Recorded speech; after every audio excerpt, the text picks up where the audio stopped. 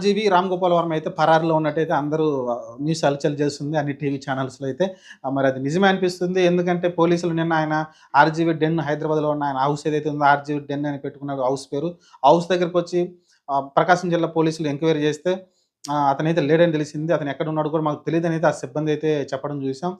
2, 3 రోజుల క్రితం చెన్నైలో ఒక షూటింగ్‌లో పాల్గొన్నాడు. అక్కడే ఒక చిన్న బైట్ కూడా రిలీజ్ చేశాడు. ఏదైతే ఒక బూతు పదం ఉందో ఆ బూతు పదం నేను మాట్లాడింది వేరే వాళ్ళ ఉద్దేశం పేరు మీద అది లేడీస్‌కి వర్తిస్తుందా లేదనైతే ఆయనేదో సర్ది చెప్పుకునే ప్రయత్నం అయితే చేశాడు.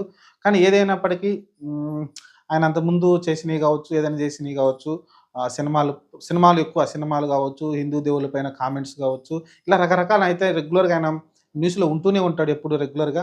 అలానే ఆయనకి నన్నేం చేయలేరు, నన్నేమి అనలేరన్న మైండ్ థాట్‌తో అయితే ఎళ్ళిపోతూ ఉంటాడు. మరి ఇప్పుడైతే ఫైనల్‌గా అయితే ఇప్పుడున్న కూటమి అయితే ఆయన వెంటాడుతుంది. ఖచ్చితంగా అరెస్ట్ చేసే ప్రయత్నం తీసుకెళ్తూ ఉంది. ఎందుకంటే